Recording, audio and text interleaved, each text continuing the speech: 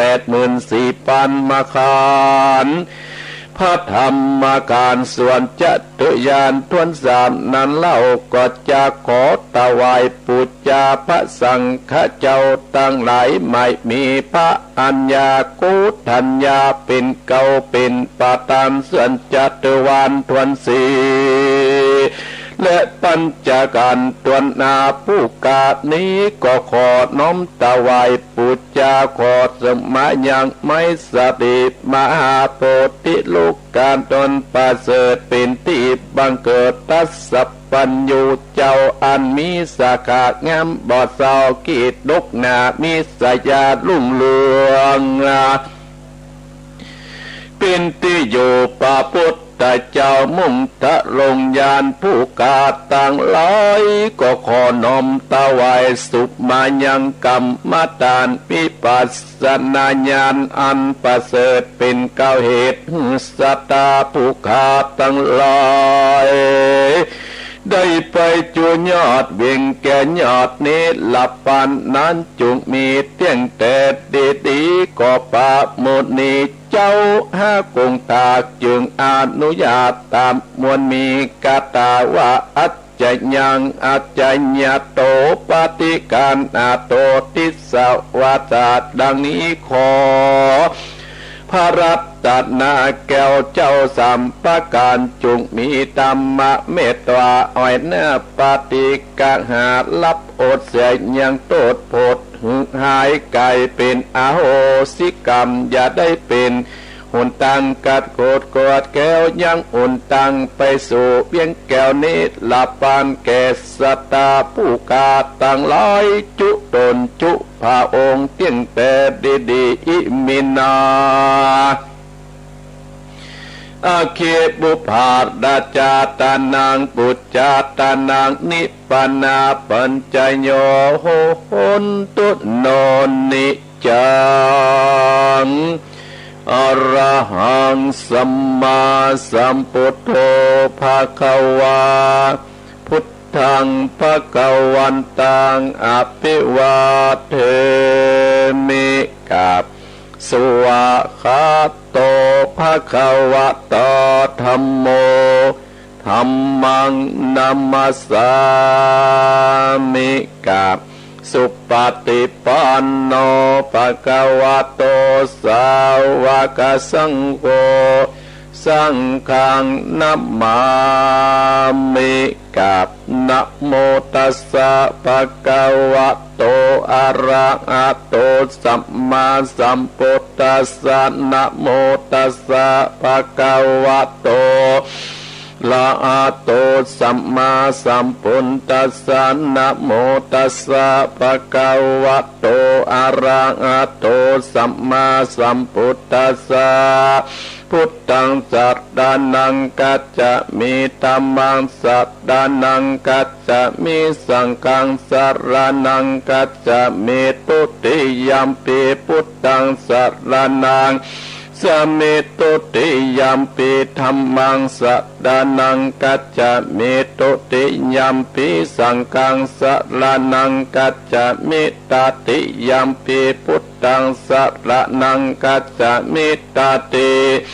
ยัมปิธัมมังสัตตานังกัจจะมิตติยัมปิสังฆังสัตตานังกัจจะมิอิติปิโสภะคะวะอะระหังสัมมาสัมพุทโธวิชชาจารณะสัมปันโน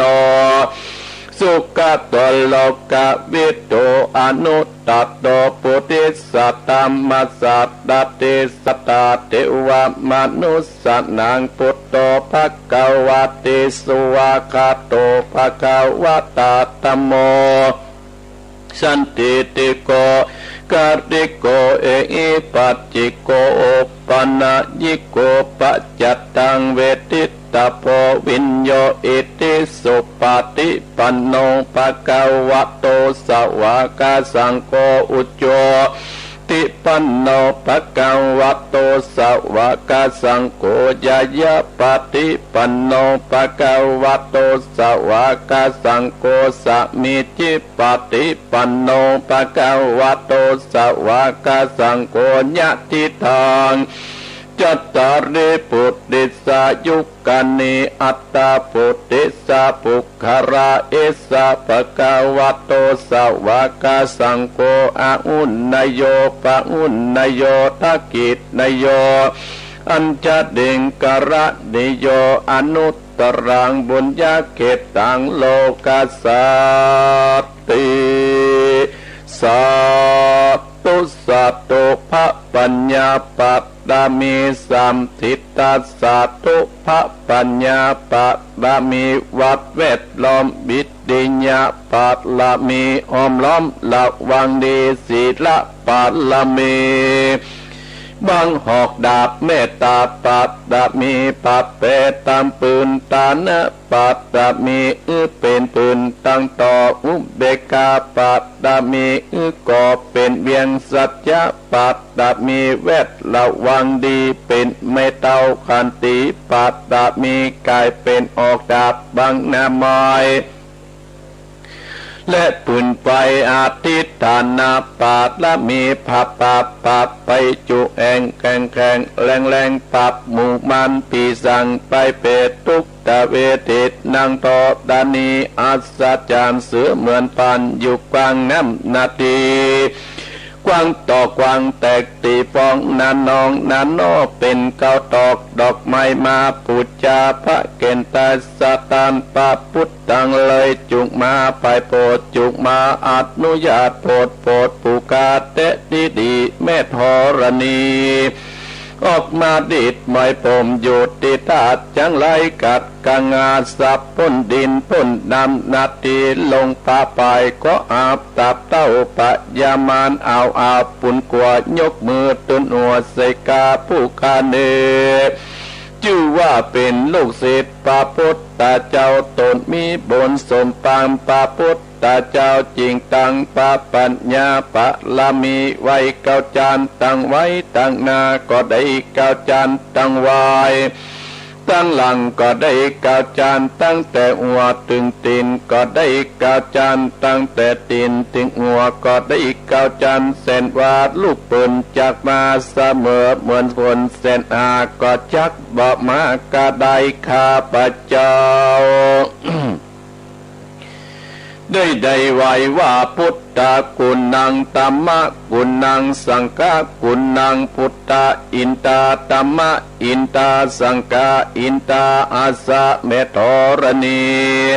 ผู้อยู่เหนือน้ำอยู่กำเป็นเด่นกันกัลเนกุถึงคุณพระพิตาคุณพระบรรดาคุณครูบาอาจารย์คุณพระแก้วเจ้าตั้งสามประการคือคุณพระพุทธังคุณพระธรรมังคุณพระสังฆังคุณแดดคุณฝนคุณน้ำคุณลมคุณไฟคุณกุราชเจ้าก็ดีคุณพระเจ้าตนภาวนาก็ดีคุณนางอุตตลาก็ดีคุณพระปะเจเจ้าก็ดีคุณแม่ทอลานีเจ้าก็ดีจุงมารักษากรรมนาและกำลังยังตนตัวเองข้าพเจ้าในวันนี้คืนนี้จิมเดเตอพุทโธพุทธังรักษาธัมโม มังรักษาสังโฆสังฆังรักษาพุทโธพุทธังอะละหังธัมโมธัมมังอะละหังสังโฆสังฆังอะละหังพุทโธพุทธังกันนาธัมโมธัมมังกันนาสังโฆสังฆังกันนาพุทโธโปกธัมมังปิดสังฆังมิตรอายุวันโนสุขังปะลังเอาละศรัทธาญาติโยมอัตมาภาพก็ได้นำศรัทธาญาติโยมได้ไหว้พระสวดพุทธคุณธรรมคุณสังฆคุณสวดปาฏมี39 จานของครูบาเจ้าสิวิจัยเป็นที่เรียบร้อยแล้วอัตมาภาพพระครูวรธรรมมนาถเจ้าอาวาสวัดหนองเหียงตำบลสันติสุขอำเภอเดรอจังหวัดเชียงใหม่ก็ขอขอบพระคุณท่านพระครูอภิวัฒนวิกรมท่านผอกองขึ้นสีขาวของเฮาที่ได้เกาะเกี่ยวสัญญาณเปิดสัญญาณให้กับอัตมาภาพทุเจ้าวัดหนองเหียงและขอบพระคุณเจ้าของสถานีวิทยุ ที่รับสัญญาณการตั้งเวลานี้เป็นต้นไปถึงตี 5ก็หมายมีสถานีวิทยุเพื่อการศึกษาศาสนาวัฒนธรรมวัดปะหิน 104.50 อำเภอเมืองจังหวัดเชียงใหม่สถานีวิทยุคณะสงฆ์อำเภอฝางวัดพระบาทอุดม FM 100.25 อำเภอฝางจังหวัดเชียงใหม่สถานีวิทยุแดนดินถิ่นล้านนาบ้านลงงัวตำบลน้ำบ่อหลวงอำเภอสันป่าตองจังหวัดเชียงใหม่ FM 103.50 เมกะเฮิรตซ์สถานีวิทยุทำขึ้นธรรมะของชุมชนวัดห้วยตองซักอำเภอจอมทอง FM 98.75 สถานีที่ 5 สถานีวิทยุโมนเสียงธรรมอำเภอแม่แจ่มจังหวัดเชียงใหม่วัดบุพาราม FM 106.25 และสถานีวิทยุเน็ตเนวเรดิโอ FM 96.75 บ้านโจงตำบลทุ่งกวาวห้างหุ้นส่วนจำกัดอนุสรณ์เรดิโออำเภอปานจังหวัดลำปางสถานีที่ 7 วิทยุชุมชนคนเหนือเขื่อนอำเภอฮอดจังหวัดเชียงใหม่ FM 90.75 สถานีที่ 8 สถานีวิทยุเพื่อการศึกษาพัฒนาอาชีพFM 103 อำเภอเมืองจังหวัดลำปางโดยคุณอนุพงษ์จาตาจีนะฮับตั้งแต่เวลาตี 3 ถึง 9 โมงเมื่อเช้าสถานีวิทยุ FM 99.50 วิทยาลัยเทคโนโลยีและการจัดการกพพ.แม่เมาะลำปางรับตั้งแต่เวลาตี 3 ถึง 9 โมงเมื่อเช้าขอขอบพระคุณเจ้าของสถานีกู้สถานีที่อาตมาภาพได้ประกาศอนุโมทนาในครั้งนี้มาแล้วศรัทธาญาติโยม มาแล้วศรัทธาญาติโยมอาตมาภาพก็จะได้นำหลักธรรมะคำสั่งสอนขององค์สมเด็จพระสัมมาสัมพุทธเจ้านั้นได้มาได้มาได้มาบอกได้มากล่าวได้มาฮื้อสติฮื้อปัญญาก็หมู่เฮาขึ้นสีขาวกูคนก่อนอื่นนั้นอาตมาภาพก็ขอขอบพระคุณอนุโมทนากับท่านจับกับพี่น้องศรัทธาญาติโยม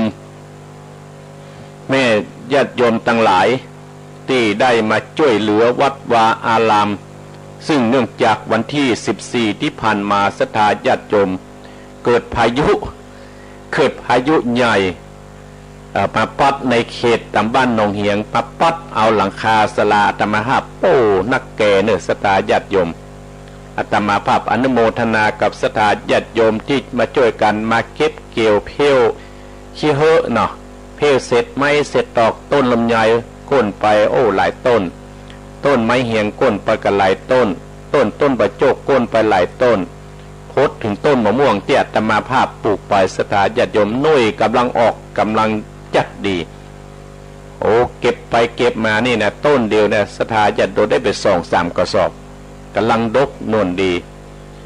แต่ก็เป็นอย่างศรัทธาญาติโยมทุกสิ่งทุกอย่างเกิดขึ้นนั้นได้ก็เพราะเฮานั้นได้แต่งมันขึ้นได้ทำมันขึ้นแต่เมื่อมันลบเนระนาดไปเฮาก็บ่ต้องเสียอกเสียใจโดยเฉพาะอาตมาภาพบ่ได้เสียอกเสียใจนะศรัทธาญาติโยมยิ่งมีกำลังใจยิ่งเป็นธรรมะให้อาตมาภาพนั้นน่ะได้มีพลังกำลังขึ้นเปิ้นบ่ฮื้ออาตมาภาพได้ยางพักหรอ เปิ้นให้อาตมาภาพได้สร้างความเพียรวิริยะขันติเพื่อพระพุทธศาสนาเป็นไฟธรรมชาติที่เกิดขึ้นในอำเภอโดยหล่อเนี่ยศรัทธาญาติโยมเสียหายกันนักหนาปาปั้นเหมือนกันวัดป่าตังเจริญก็จัดนักวัดเหล่าเป้าวัดไร้ตี้ศรัทธาญาติโยมบรรยากาศมันก็เปลี่ยนแปลงไปมาสมทบกับบรรยากาศโลกโควิด -19 ที่กำลังมาระบาดกับหมู่เฮาท่านทั้งหลายด้วยความปรารถนาดีของอาตมาภาพตุเจ้าวัดหนองเหียงก็ขอให้ท่านนั้นรักษาสุขภาพรักษาจิตรักษาใจรักษาร่างกายของเฮาที่เฮาได้มาพบปะเป็นเรื่องธรรมดาอันนี้ครั้งนานมาแล้วท่านทั้งหลาย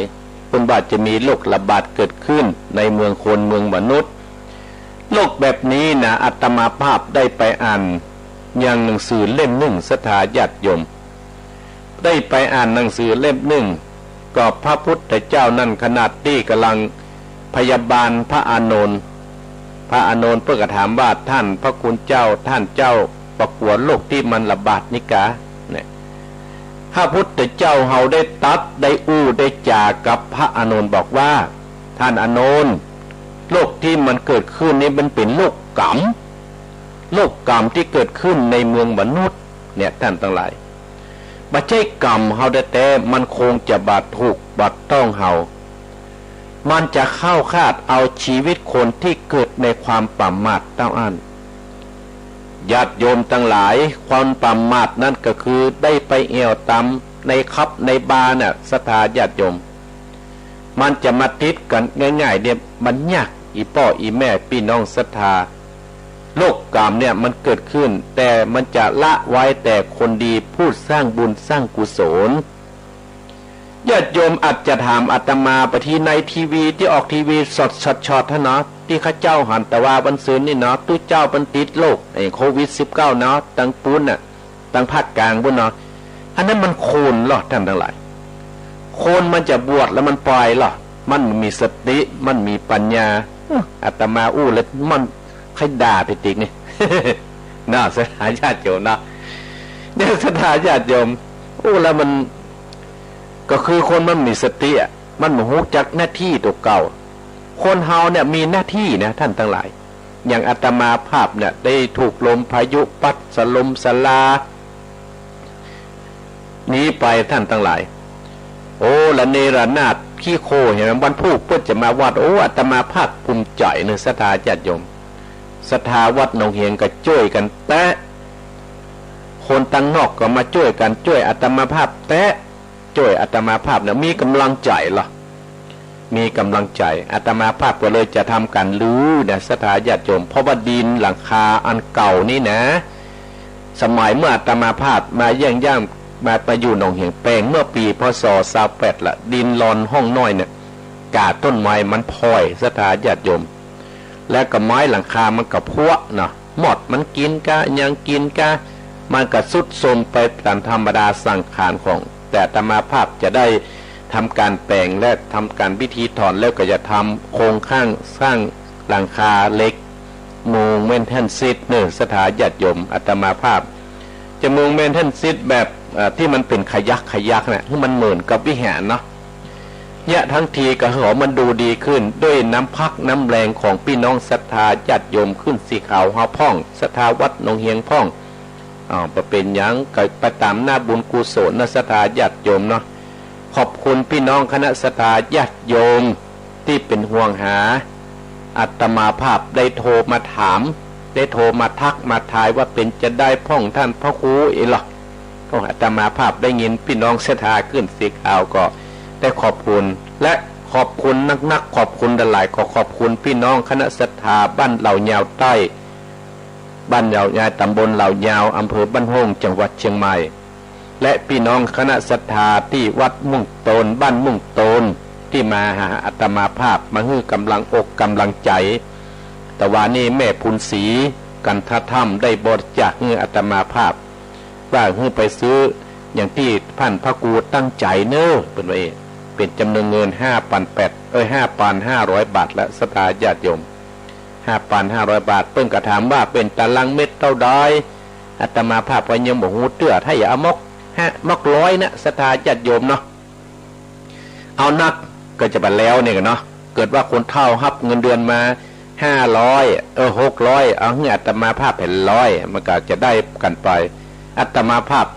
ว่าภายใน1เดือนเนี่ยจะต้องมันเสร็จนะ1เดือนนี่คือมันเสร็จเพราะว่าได้ถามช่างที่เพิ่นจะได้แปลงราคาให้อาตมาภาพแล้วเพิ่นก็จะเริ่มสร้างแต่อาตมาภาพขอทำพิธีถอนเสียก่อนขอบคุณแม่พุนศรีกันทธรรมบ้านมุ่งโตนที่ได้มาเยี่ยมมาเยียนอาตมาภาพแต่ว่านี่ได้บริจาคให้อาตมาภาพว่าไปทำราคาเมนทันเซตก็จำนวนเงิน 5,500 บาทพร้อมกับแม่พาหมื่นใจและก็ขอบคุณศรัทธาญาติโยมตั้งบ้านเหล่ายาวใต้ก็โดยมีพ่อหลวงสีวัย แม่หลวงแสงดาจอมขวนบ้านเหล่าชาวใต้นี่เพิ่นได้ว่าโอ้ท่านอีดูท่านพ่อครูเนาะบริจาคแห่ง1,000 บาทอนุโมทนาสาธุตัวแดดที่มาตะวานี่และขอบคุณพี่น้องคณะศรัทธาบ้านเหล่าชาวใต้ที่ได้มาร่วมที่ได้มาส่งเคราะห์ส่งจนหน้าจนหลังก็ดีอาตมาภาพเนี่ยแล้วก็ขอให้ศรัทธาบ้านเหล่าชาวใต้นั้นให้มีแต่ความสุขและความเจริญ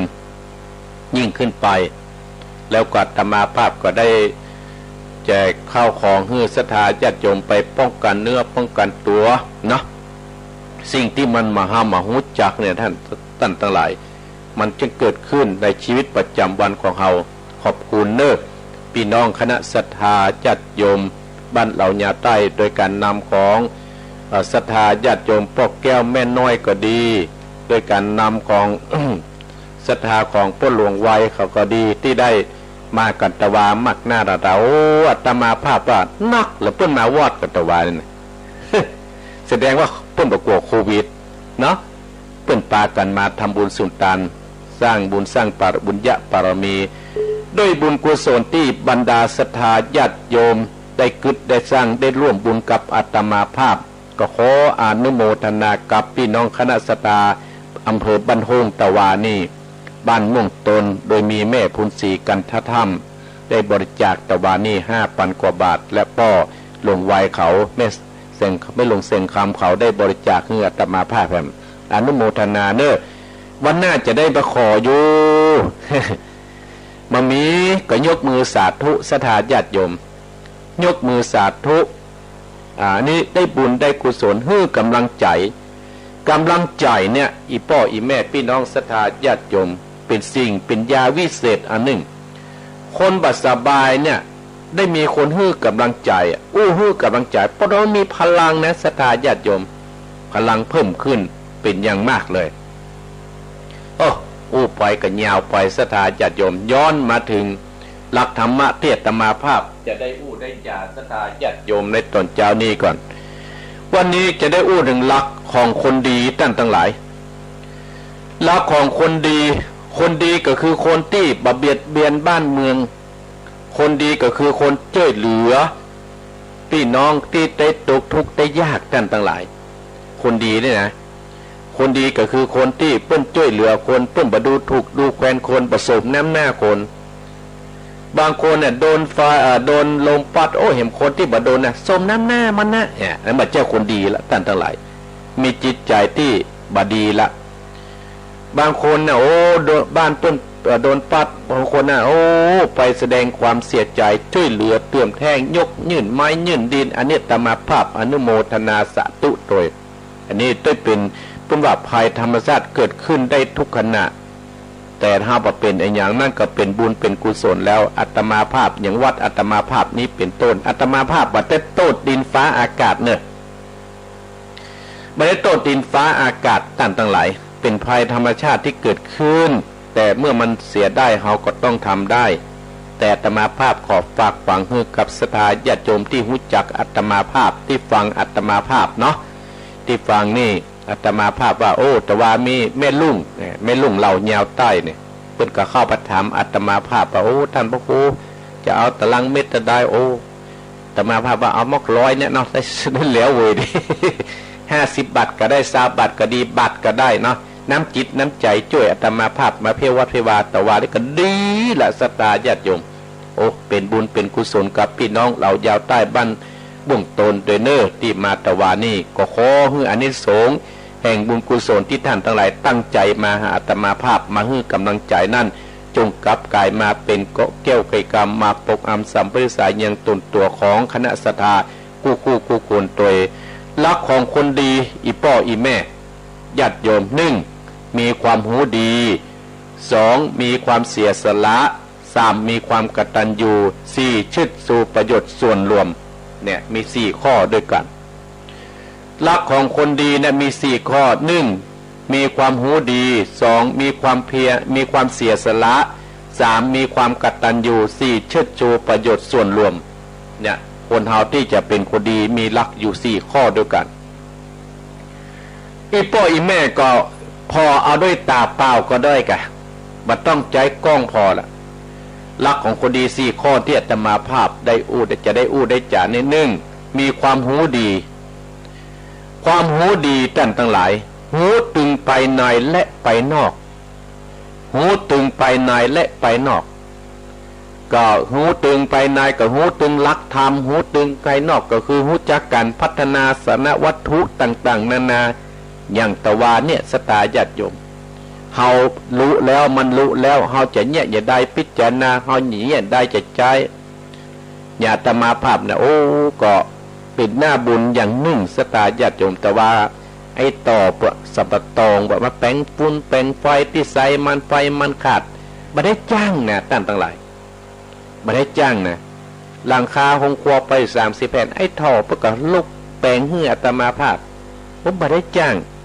อันเนี้ยสถาญาติโยมโอ้มันเป็นบุญเป็นกุศลกับอาตมาภาพขอให้บุญกุศลที่เนี่ยเพิ่นได้ทำเนี่ยขอให้ไปย้อนไปถึงตัวบุคคลที่เพิ่นได้หวังดีและเชิดชูผลประโยชน์ส่วนรวมตัวมีความหูดีท่านทั้งหลายมีความหูตังธรรมมีความหูตังธรรมตังธรรมนั่นก็คือเรื่องศีลเรื่องกินเรื่องทานเป็นต้นท่านทั้งหลายอย่างบรรดาศรัทธาญาติโยมจะหันว่าคนที่เป็นมีกินมีทานก็ดีอันนั้นเวลานั้นโยงขันเนอเวลานั้นจะไหว้พระเนอเวลานั้นจะโยงเข้าบาตรเนอเพิ่นจะนำละอย่างผู้อาจารย์ที่เพิ่นมีความรู้เรื่องภายในเนี่ยเรื่องธรรมะเนี่ยเพิ่นก็จะนำศรัทธาญาติโยมความรู้ทางนอกรู้จักการพัฒนาสนวัตถุโหนต่างความรู้ภายนอกก็คือไปเฮียนตั้งนอกด้านทั้งหลายไปเฮียนตั้งนอกไปเฮียนจบปริญญาโทปริญญาตรีแล้วเฮียนจบสูงๆแล้วมาพัฒนาบ้านเฮาเนี่ยมาพัฒนาวัดวาอารามของที่และต่างๆเนี่ยศาสนาวัดเฮานั้นบ้านเฮานั้นก็จะเจริญสืบทอดไปถึงเจนลูกเจนหลานเฮาศาสนาเฮานั้นถ้าเฮาไปช่วยกันทนุนี้ไว้นะอนุถนอมไว้นะท่านทั้งหลายไปช่วยกันส่งเสริมนะมันก็จะอยู่ไปได้นะเพราะว่าคนอื่นเนี่ยเพิ่นจะมาทำลายศาสนาพุทธเฮาเนี่ยนักหนาปาป้านกันศัตรูมีทุกรอบด้านท่านทั้งหลายกหมู่เฮาจะพุทธเฮาก็ต้องช่วยกันจะไปช่วยกันทำลายญาตมาภาพนะหันพี่น้องขึ้นเสข่าวของอาตมาภาพเนี่ยขึ้นสีข่าวของพระสงฆ์องค์เจ้าเนี่ยโอ้เป็นน้ำหนึ่งใจเดียวกันโดยเฉพาะสถาวัดหนองเฮียงเพื่อกัดน้ำเป็นจำหนึ่งใจเดียวกันสตาญาติโยมเปิ้นก็จะช่วยวัดช่วยวากับอนุโมทนาสาธุโดยความหูตังในก็คือความหูตังธรรมในข้อวัดปฏิบัติของครูบาอาจารย์เปิ้นได้วางไว้ศาสนาเฮาได้วางไว้เฮาก็ปฏิบัติกันไปนี่ข้อที่ 2มีความเสียสละมีความเสียสละศรัทธาญาติโยมบรรดาพ่ออุ้ยแม่อุ้ยพ่อออกแม่ออกอย่างพายุมาตามบ้านตามจองเฮากับป้ากันไปช่วยตามบ้านที่เปิ้นทุกได้ยากที่ดินเป็นดินเปิ้นบินเฮาก็ไปช่วยกันยื่นดินไปช่วยกันให้กำลังใจเสียสละภายนอกเสียสละภายในก็คือเสียสละด้วยความแสดงความเสียใจกับบุคคลคนนั้นเสียสละภายนอกเป็นทรัพย์สินเงินทองไปช่วยกันเติมไปช่วยกันแท่งช่วยกันบริจาคซื้อน้ำซื้อหนองให้เปิ้นอย่างวันนั้นจะท่านทั้งหลายที่เปิ้นเอามาช่วยกันเพียววัดเพียววานโอ้ละอ่อนครับ8-9 คนนะละอ่อนไม่ยิงละอ่อนเพื่อจ่ายก็ซื้อน้ำซื้ออย่างแจกกันท่านทั้งหลายอาตมาภาพห่านแล้วภาพภูมิใจเนอะที่อาตมาภาพได้มาอยู่วัดหนองเฮียงนี่นะสถาญาติโยมโอ้พระว่าท่านพ่อครูบ่ต้องแยะนั่งนี่เอาเก้าอี้ขึ้นนั่งข้าช่วยกันเพี้ยวช่วยกันปัดโอ้ช่วยกันเพี้ยวช่วยกันกวาดเอารถต่างขี้โคไปทิ้งพ่องเน้นน้อยก็ช่วยกันท่านทั้งหลายเนี่ยเพราะว่าเสียสละหื้อหันเนี่ยผู้นำเป็นโคนเฮาจะพูดเนี่ยเสียสละช่วยกันก็ศรัทธาลูกบ้านมาเมื่อเจ้าเป็นวันพยาวันมาเพราะเมื่อหนามันเฮียเบิกก็มามีร้อยแต่เป็นเพี้ยวกันนี่แหละศรัทธาญาติโยมพัฒนาให้มันดูงามวัดวาอารามเนี่ยศรัทธาญาติโยมถ้าช่วยกันทนุบำรุงอย่างกำสุนทรผู้เพิ่นได้ว่าวัดจะดีมีหลักฐานเพราะบ้านช่วยบ้านจะสวยเพราะมีวัดดัดนิสัยบ้านกับวัดผัดกันช่วยจริงโอยชัย ถ้าขาดกันก็บรรลัยทั้งสองทางเนี่ยวัดวาอารามปหลวงปกำนานสอทอนนายกเพิ่นจะต้องช่วยดลตลอดถึงคณะศรัทธาแต่มันก็อิดบางที่บางแห่งเนี่ยศรัทธาญาติโยมปหลวงมันไม่ใช่ของเฮาเนี่ยเนาะไม่ใช่ศรัทธาวัดนั้นมีนะศรัทธาญาติโยมไม่ใช่วัดหนองเฮียงนะที่อื่นนะสอทอก็เป็นนอกศรัทธาแล้วก็นายกก็เป็นนอกศรัทธาโอ้เดือดร้อนกันวัดนั้นนะศรัทธาแต่วัดมันมีบ้านมี3วัดเนี่ยยุ่งกันเนี่ยยุ่งกันแต่วัดหนองเฮียงไม่ใช่ศรัทธาญาติโยมแต่ศรัทธานะมาช่วยกันทนุบำรุงนักหนาปาปานเพราะว่าเชื่อมั่นในหลักธรรมะของพระพุทธเจ้าว่าทำดีได้ดีทำบดีได้บดีเนี่ยศรัทธาญาติโยมอาตมาภาพก็ขอบพระคุณผู้ที่เสียสละตึงทรัพย์เสียสละตึงแรงกายเสียสละตึงแรงงานที่มาช่วยกันพัฒนาช่วยกันเพียวัดเพียวา2-3 วันนี่ลูกสันปะตองก็มีนะศรัทธาญาติโยม3 วันไง3 วันนะมาช่วยกันโอ้อาตมาภาพอนุโมทนาโดยข้อที่3ศรัทธาญาติโยมโดไปเลยอาตมาภาพคัดต่อเวลาดีก็หาเนาะข้อที่3มีความกตัญญูต่อครูบาอาจารย์ต่อพ่อต่อแม่ต่อพ่อต่อแม่ต่อครูบาอาจารย์ในเทศกาลปีใหม่เมืองเนี่ยท่านทั้งหลายจะหันลูกหลานตามเต้ามานายมาคารวะดำหัวดำก้าวพ่อดำหัวดำก้าวแม่หรอกแต่ลูกบางคนเนี่ยโอ้ผู้กองเพิ่นประกาศแล้วนะห้ามออกจากบ้านโรคโควิด-19มาบ่มาหาพ่อหาแม่แล้วท่านทั้งหลายไปที่ไหนไปเอี่ยวเหรอหาเพิ่นเพื่อเข้าหมู่บ้านเอาอันนี้มาเกิ้งเอามาการเอามาเกิ้งตัวเก่าขาดในการทำคุณงามความดีไปสนุกสนานไปที่อื่นเนี่ยแล้วก็มาติดแล้วก็มาเปิดแพร่ลูกเพื่อนหลานที่ท่านทั้งหลายได้หูได้หานมานะลูกหลานบางคนเนี่ยบักกลัวว่าโอ้จะไปหาพ่อหาแม่มันจะติดมันหูไปขอได้ไปกราบเท้าพ่อแม่ขอได้ไปทำให้พ่อแม่บางคนเนี่ยโอ้เพิ่นดึงมาเพียวัดเพียวาล่ะอาตมาภาพนึงอนุโมทนาศรัทธาที่เพิ่นมานี่กับอาตมาภาพนี่ที่เพิ่นมาเนี่ยอาตมาภาพโอ้ถ้าอาตมาภาพจ้างนี่นะเงินดึงบ่เหลือแล้วศรัทธาญาติโยมไหนก็คงกลัวจะต้องเพียวใบไม้มันนักศรัทธาญาติโยมแต่เขาก็มีความกตัญญูหูกุลที่เขาได้กวยเจือดเตื่มเจือดแห้งเปิ้นอย่างพี่น้องคณะศรัทธาบ้านเหล่ายาวใต้ตะวันเนี่ยโดยพ่อศิษย์พ่อหลวงศรีวายพร้อมด้วยลูกหลานตานเต้าพ่ออุ้ยแก้วเขานักศรัทธาญาติโยมที่ตะวันที่มาได้นะนักแต่เนี่ยเกิ่งบ้านเนาะเกิ่งบ้านที่มาตะวันเนี่ยพร้อมพี่น้องม่วงตนน่ะแม่พุนศรีกันท่าถ้ำเนี่ยเปิ้นกระด้านด้นมาหาวัดที่หนองเฮียงที่นี่เนี่ยมันเป็นภาพที่มีอัตมาภาพมีความสุขศรัทธาญาติโยมอันนี้ว่ามีความกตัญญูกตเวทีหูกุลการมีความกตัญญูหูกุลเนี่ยตกน้ำบ่ไหลตกไฟบ่ไหม้ตกไฟตึงไหม้แต่หนึ่งศรัทธาญาติโยมเอาอนุโมทนาศรัทธาที่เปิ้นมาตะวานี่ที่เปิ้นมาช่วยเปิ้นว่าจะช่วยหันอยู่ล่ะอาตมาก็ยิ้มได้ละ ยิ้มได้แล้วเนอะแล้วก็อนุโมทได้ก็ข้อที่4เชิดชูประโยชน์ส่วนรวมวัดวาอารามเนี่ยมันบ่ใช่เป็นวัดของไผ่คนหนึ่งบางคนก็เป็นวัดของท่านพระครูเราเนี่ยพระครูต้องเงี้ยคนเดียวแต่เป็นส่วนรวมเนี่ยศรัทธาญาติโยมส่วนรวมจิตรวมใจแต่ศรัทธาบางคนเนี่ยเป็นวัดลับที่อยู่มันลับมันต้องซ้อหามันใจแต่เข้าใจผิดอันธรรมะเนี่ยบ่เข้าถึงจิตบ่เข้าถึงใจท่านทั้งหลายบ่เข้าถึงจิตบ่เข้าถึงใจบุคคลเหล่านั้นเนี่ยท่านทราเชิดชูผลประโยชน์ส่วนรวมอาตมาภาพอนุโมทนาคนที่เปิ้นปีเนี่ยห่างโดงกับมาแต่ว่าปั้นจั่งคำน้อยเว้ยเนี่ยที่ฟังรายการของเฮาเนี่ยนะค้างตามปูนเนอร์สันโป่งเนี่ยไม่น้อยป้าไอ้ขนาดอย่างแม่ด้วยนะบินมุนนะ ฟังอยู่กะ อันเนี้ยข้อว่าลักของคนดีมี4ข้อเนี่ยศรัทธาญาติโยมเวลาก็ล่วงเลยไป15 นาทีฮะจะถึง5 โมงแล้วจะฟังน้ำฟังธรรมมรดกธรรมกับเมืองที่เจ้าภาพก็2เจ้าภาพด้วยกัน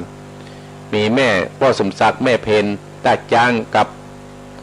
แม่โบเดลวงเตยบ้านเหล่ายาวใต้ แล้วก็ไผ่มงคลหันได้กันเนี่ยนี่ก็มีในดีไม่ดีพันลกาบ้านป่าตึงหมู่ที่9หมู่ที่9หมู่ที่8และก็แม่สีวัยปัดเตจะเนี่ยตำบลปะงิ้วเวียงป่าเป้าปุ่นอันนี้โมทนาสาธุโดยโอ้แม่ดีเนอะเพิ่นถ้าจะบดำหัวละตมาภาพเอาไปกั้นน้ำกาไฟสถานีใหญ่แล้วเนอะไม่ดีพันลกาเนอะเอาเป็นกั้นน้ำกาไฟบริจาคแล้วก็แล้วไปบ่คืนแล้วเนาะไม่ดีเนาะไม่ดีคนใจบุญก็คงจะบ่คืนละอาตมาภาพบริจาคเป็นกั้นน้ำกาไฟให้กับที่ปะตังจะเดินเรียบร้อยแล้วจำนวนเงิน500 บาทอนุโมทนาสาธุเนอะไม่ดีเนอะไม่ดีพันลกาเนาะเอาละศรัทธาญาติโยมโทรศัพท์ที่จะเปิดสายชุดแรกนี่เนาะเปิดสายชุดแรกนี่กำลังพอกันเนอะเอาได้กันเนอะก็หลักคนดีก็มี4ข้อด้วยกัน1มีความหูดีมีความเสียสละมีความกตัญญูและก็เชิดชูประโยชน์ส่วนรวมต่อไปนี่อาตมาภาพก็จะได้เปิดสายเอาใส่ไก่เนาะเอาใส่เนื้อเนาะใส่เนื้อทั้งเมืองฝางสัก3 สายเนาะใส่เนื้อลงมาก็เมืองฝางใส่ประการแล้วก็มาแม่ริมแม่แตงเนาะไล่มาเนาะใครจะมาก่อนเหมือนแม่ริมแม่แตงแม่ริมแม่แตงในเมืองเชียงใหม่สันกำแพงจะแต่ว่าอาตมาภาพ4 คนฟังขนาดเนาะฝากไว้ศรัทธาญาติโยมเนาะที่เสียงไปถึงที่คนฟังตะคืนกับฝนตกเนอะศรัทธาญาติโยมยุ้มไส้ยุ้มปุ่มนะเอาอีดูพระเจ้ามันตากฝนฮะพระเจ้าเฮาเนี่ยพระเจ้าที่อาตมาภาพมาครั้งแรกตากฝนฮะศรัทธาญาติโยมจะทำพิธีถอนสักวันก่อนแล้วก็จะได้ทำการรื้อหลังคาจะขอเมตตาศรัทธาญาติโยมผู้เฒ่าผู้แก่ที่มีกำลังบังซาสถานในบ้านก็ดีภัยก็ดีแต่จะเตสักวันละเอาศรัทธาญาติโยมภัยจะโทรหาอาตมาอย่างว่าใส่ไก่เนาะใส่ใกล้ๆนี่ฟังเตือนเนาะใส่ไก่โทรมาที่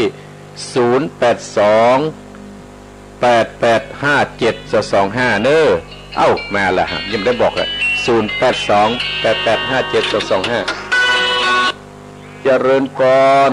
พระศาสดาโอ้โหแม่วิอินอยู่เสมอฟังชัดเจนจ้าแม่วิอินฟังหน่อยกะโอ้ยสงสารนี่ดูถ้าพ่อครูถ้าอยู่ใกล้เนี่ยแม่อุ้ยก็จะไปช่วยเหมือนกันแน่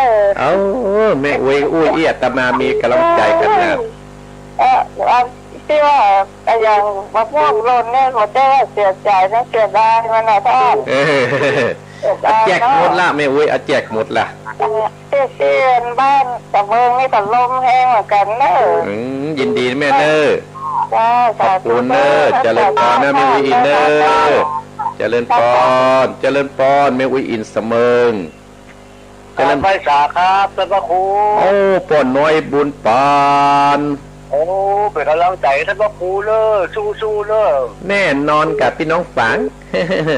แล้วยังได้ผมจะโทรหาหลังไว้เลยท่านพระครูเลยขอบคุณเนอะป้อนเนอ6 โมงปลายกันเนอะป้อนเนอผมพวกละวันเทือนใจเย็นละไ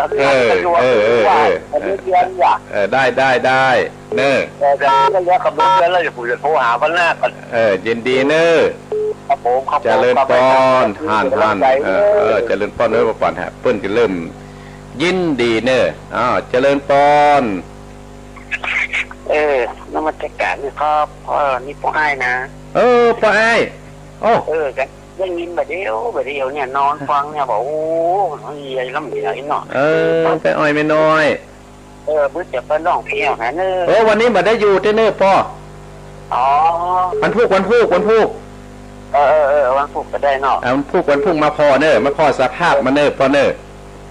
พอดีพูดติ้งไม่น้อยเดียวเนี่ยว่าเนี่ยจะได้ร้องไปอย่างหาแท้แล้วเนาะแต่ว่าฟังรักฟังซุ่มฟังแน่ฟังเนี่ยกะแม่เจ้าเนี่ยมาโอ้แม่เจ้าก็เดียวเนี่ยฮาโซอันเขาลงเฟซกับเราเขาว่าล่ะมีปู่คนเนี่ยเป็นอย่างพระครูล่ะเขาว่าเศร้าพระครูบรามเศร้าเขาว่าหับตายจ้าอย่าว่านะบรมพัดยาฮะว่าเราอ่อนขาลงอย่าป่ะนี่บ่ได้พอจะกลับมาได้ยินกับเจ้าเดียวเนี่ยนี่ยินดีปะเนอ ครับวันนี้ท่านจะไปไหนอ่ะจะไปมีงานอยู่ป่ะวันพรุ่งนี้อยู่ว่างฮือเนอวันพุธวันไงจะลองไปมาได้วันค่ำเลยเจริญปอนเนอร์เจริญพรเนอร์ปอนเนอร์ครับมาเจริญปอน0828857225โอ้สถาขึ้นสีขาวนี่ฟังกรรมแต่หนึ่งสถาจะเดี๋ยวอักก้อยกับแม่ไก่แต่เอ้าเจริญปอนนมัสการเจ้าจากนมัสการแม่สาวเจ้าแม่ยังแม่จันสมเจ้าโอ้แม่จันสมว่าจะได้โอ้ขอแสดงความเสียใจด้วยเนอะที่ลมหลวงมันมานักหนาเต็มที่กับเจ้าโอ้นักหนาเต็มที่เกือบอุ้มเขาไปขึ้นไปดังบนอย่างนกแกบไปไหนกันแต่ขอแสดงความดีใจที่ศรัทธาตั้งหลายเพื่อนเอาใจเพื่อมาช่วยกันช่วยงานนักเนาะขอบคุณแม่เนอไม่จันสมเนอยินดีเนอเจริญปอนแม่อายกลับมาแล้วเจริญปอนแต่ไม่สารเจ้าท่านพระครูอันนี้เด็กเนอแม่สีทอนเนี่ยเจ้าแม่สีทอนชายประการโอ้แม่สีทอนชายประการว่าจะได้โอ้ตั้งแต่เจ้าแล้วเนอมันจะเจ้าแล้วเนาะเจ้าชัดเจนดีเจ้ายินดีเนอเจ้าจะเลินปอนจะเลินแม่สีทอนชัยประการเจริญปอนก็ให้ขาดเจ้าแล้วหาเจ้าวันก็ไม่เจ้าเนอไอ้นี่พายอันยมแม่บอกคำแม่บอกคำตาจางเจ้าแม่บอกคำเนอฟังมันกระจับเลยเนอยินดีนะแม่เนอจ้าขอแสดงความสุขใจด้วยเนอที่จะไปของเพื่อนเรายินดีที่แม่เป็นห่วงเนอเจ้าบุญรักษาบุญรักษาเจ้าลูกควายเลยนะเจริญปอนนะแม่เนอเจริญปอนเจริญปอน0828572225เจริญปอนไม่สาเจ้าตุลุงพายอันนี้แม่แก้วว่าแม่หาจัดลำปางเจ้าโอ้แม่แก้วว่าจะได้ลำปางเป็นพี่แหละตุลุงแหละโอ้นักขนาดแม่แก้วมาช่วยล่อเนี่ยแต่ว่าหนูโก้ไก่วะเหมารถมาดิก้าแม่แก้วลูกลำปางไหมโอ้ลำปางนี่กระตกเหมือนกันนะถ้าขึ้นกระตกเนี่ยแม่แก้วเนี่ยขึ้นนะเจ้าเป็นกำลังใจตรงเนอยินดีนะแม่แก้วเนอเจ้า0828857225เจริญปอนครับผมท่านพระครูครับอันนี้หลวงพ่อว่าได้โดยสเกตเป็นไงครับครับเพิ่งพุทธศาสนาครับโอ้นักแกเมื่อคืนนี่ก็ทั้งคืนเหมือนกันแหละครับแต่คืนนี้ฝนตกเมื่อก่อนวันเขาจะมาวันเนี่ยฝนมันตกตึงลมพายุครับผมวัดดอยสะเก็ดก็เหมือนกันนะครับราคาผมก็เพิ่มไป2-3 แผ่นโอ้ดีไม่เป็นไรเนาะครับผมให้กำลังใจนะครับผมครับขอบคุณนะครับขอบคุณนะครับขอบคุณครับเจริญปอนเจริญปอนเจ้าไว้เจ้าท่านโอ้อันนี้แม่น้อยเฮาเนี่ยแม่น้อยกัดนัดมืนได้กันร้อนนี่ตื่นออกแต่มันมาวันที่ได้กินวิกว่าตื่นเดินนี่นะยินดีไม่น้อยที่ยังโทรมาหาเนอเจ้าคือย่ายเนี่ยใครเสนอไว้ว่าเขาตูดตันต้องบาดตายดับกันที่จุยกันขยันไว้ผู้เดียวมาหมอกใหม่ตะกี้เป็นงานใหม่ชุ่มเนาะขายโดยนั้นซึ่งบางซึ่งเมืองก็คงจะดีเนาะเขาต้องสูดใจเกิดสูดใจดับเนาะบาดนะจุยกันแต่มันนี่ในบทสูตรของทำว่าเช้าวันเย็นเนาะแต่ถ้าว่ามีสูตรใหญ่ๆบทก็จะมาสูตรกันนะจ๊ะเนาะเอามาแจมหนึ่งแจมได้น่ะจุยกันถ้าจุยก็ได้เต็มก็พิ้งเจริญเนาะเจริญงัดไปชุ่มจะได้แน่นอนุโมทนาเนอเจ้ายายน้อยสมเดียวพิ้งไม่ตะเกียบนะเจ้าเจริญพรนะแม่เนอเจริญพร0828857225แหมสักสายสุดท้ายเด้อแล้วจะติดทำแรงสถาญาติโยมนะเจริญพรเจ้าแม่สาเจ้าทางพระครูเจ้านี่นะอันนี้แม่ขมูลเนี่ยแม่ปานีสั่งเจ้าแม่ปานี ฟังว่าจะได้ฟังพี่น้องฟังว่ามาขอแสดงความเสียใจพระพระครูเจ้านะเจ้าโอ้ขอบคุณนักขอบคุณหลายๆนะแม่เนอถ้ามันมีใจก็จะไปเจอที่เจ้าพัดนะเจ้าโอ้สุดยอดแค่ว่าอีก็ดีใจแล้วเนี่ยอันนี้คือยาปักหนึ่งแล้วแม่ถ้ามันสมมติว่าที่เพิ่นได้ทำบุญโดยท่านพระครูก็ขออนุโมทนาสาธุเป็นนะเจ้าขอบคุณนะแม่เนอเจ้ากราบไหว้ศาลนะเจ้าจะเลินปอนละสดาญาติโยมปิดก่อนเนาะอาตมาภาพก็จะปิดก่อนเนาะเพราะว่าเดี๋ยวมันจะหมดเวลาสถาญาติโยมเนาะแล้วจะหมดเวลาอาตมาภาพก็จะได้เทศน้ำเทศธรรมเสียก่อนต่อไปนี้ก็จะได้เทศธรรมเนอะสถาญาติโยมจะได้เทศธรรมบัญญังแล้วนะสถาเอาใจสถาญาติโยมถ้าบัญญังนี่แหละสถาญาติโยมเวลามันล่วงเลยไปบัญญังกินน้ำสักอย่างนะฉันน้ำกับบัญญังสัญญามกับน้ำสลับน้ำธรรมคำสอนเทศอาตมาภาพจะเทศในที่ว่าสุริยาแห่คำผูกทุนหกสถาญาติโยมขออนุโมทนาขอบคุณ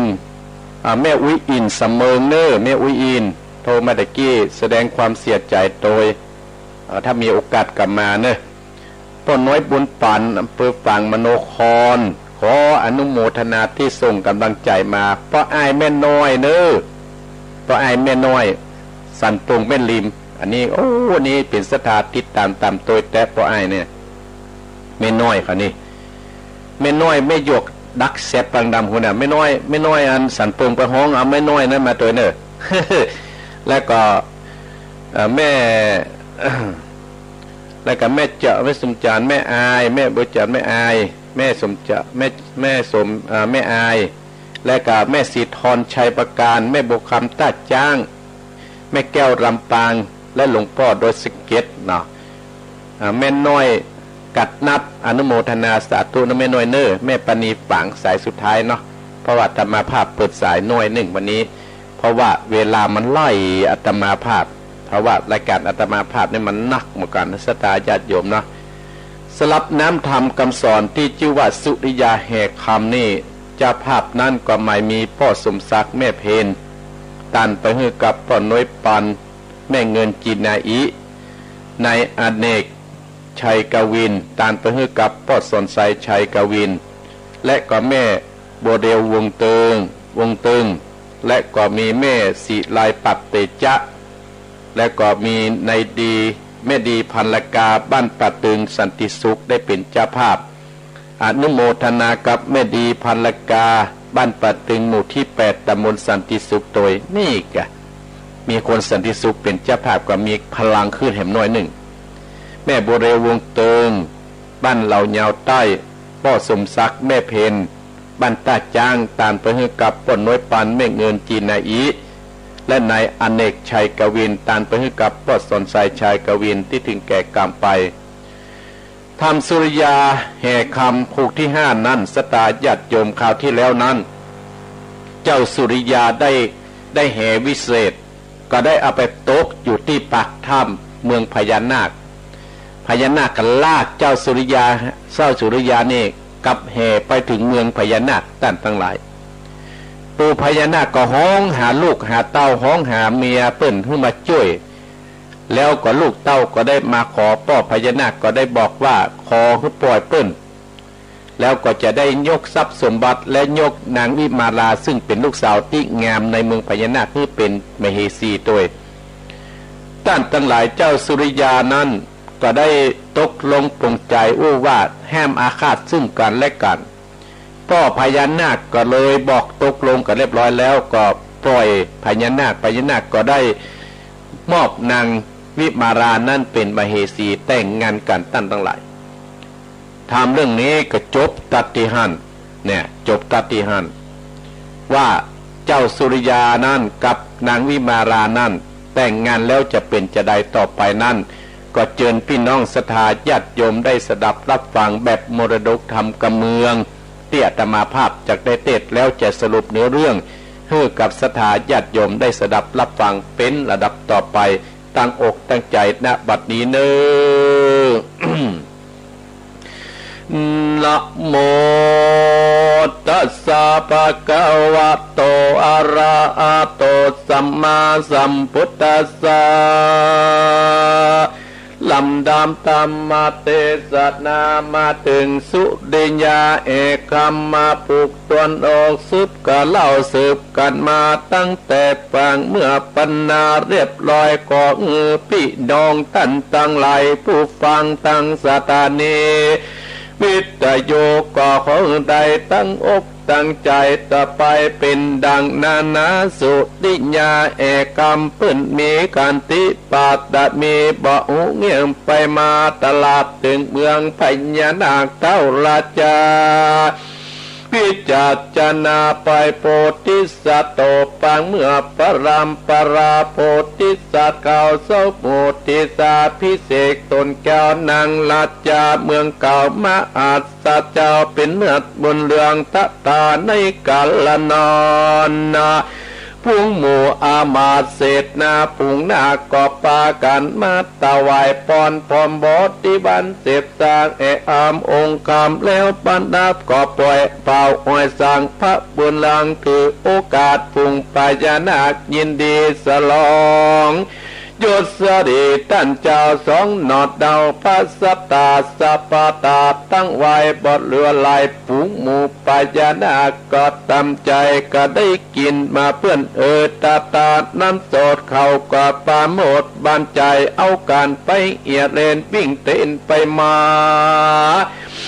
ต่างๆนานาพ่องกอดเต้นไล่เลยการพ่องก็ฟันดาบสองมือหยุบเอาก็เอากำคอนไล่เจิงตีการเสียงเดือนนานบางพ่องก็ห้องกับกะลงบางพ่องก็หอ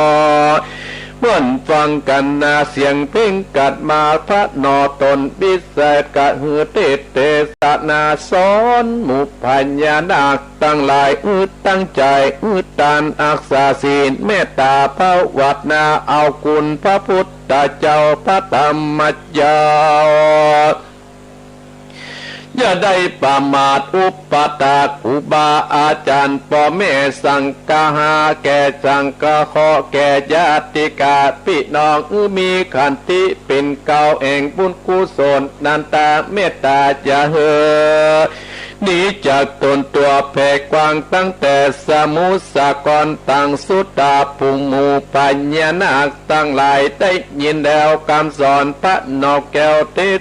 ตายกมือสากับไว้ตนเจตปริปุณนาปาการไปอยู่ที่เองตนก็มีวันนั้นแหละนาตมาตังปากาเซนโตสัตตาอาพุทธเจ้าก็มาเล่าไกการยังอานิสงส์เองการตานแก่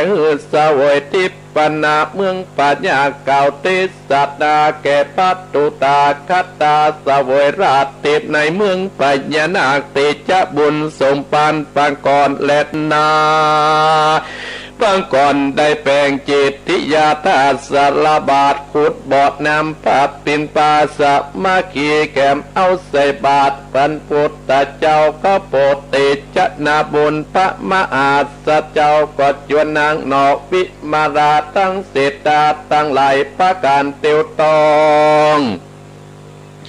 ได้คงเขตเตสันติเมืองพญานาคที่อันแหลดนาดแล้วสาปากันกินมากเหมือนหมัดดุจาดคนตกตีบไม่กีบปากาเข้าตั้งหลายพักกาข้างตองก็เตรียมพำพอมมาพระโอตาสะโปตนาดอกปนากีก่าวยาวมีตึงดอกบัวและดอกบัวขาวบัวเหลืองมีการเต็มดอกน้ำนางแก้วก็ตั้งเศรษฐาประสาทออกกรรมเทศนาในเมื่อมาอาสัจเจ้าได้สมบัติตุกากาลิงกราชเข้าป่าอาหารหมู่ญาติกาพี่น้องไปมันดูแลเมตเจ้าวาตาโอ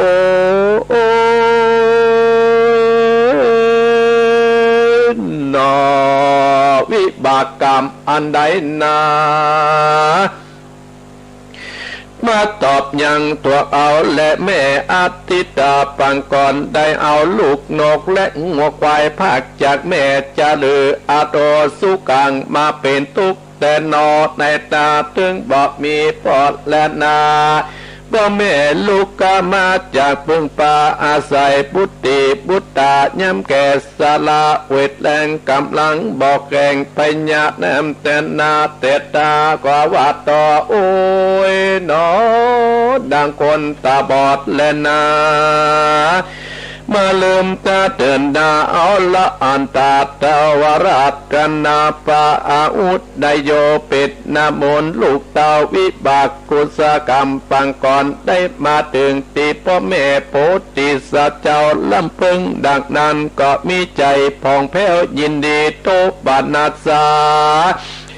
นั่นกะลังตายน้ำตาอุไกรปังย่อยเข้าไปหานางนาดน้อยวิมาราชญากุจางในปราสาทกว้างออกกามกับนางเน่านั่นวาดุราน้องอักแก่พี่ในกาลบัดนี้พี่จะขออำลานางวิมาราตื่นแกนเตรียมใจไปหาแม่เจ้าตันตลา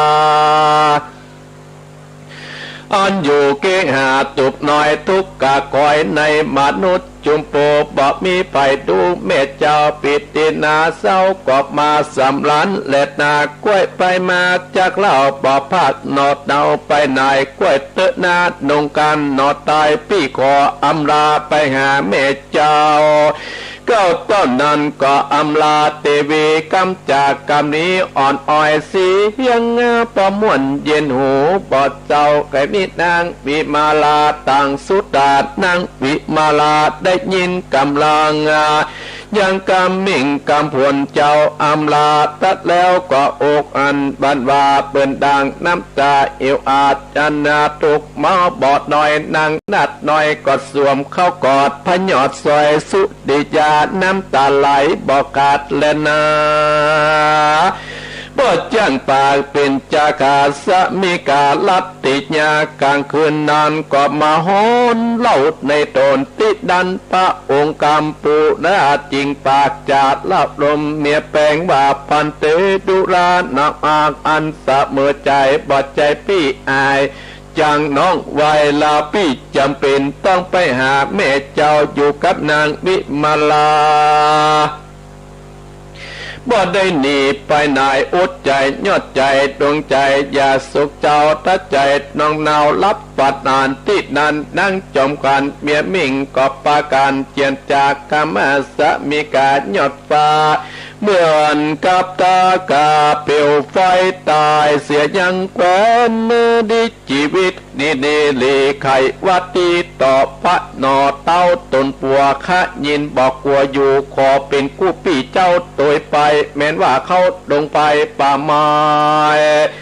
มีตึงเสือและจังตะวันนาห้วยกะดีขะม่อนน้อยก็ตามไปทุกสันใดก็พี่แก้วปวกวันพี่จึงดำไปในดินน้องก็จะตามพี่อายไปก็พี่นา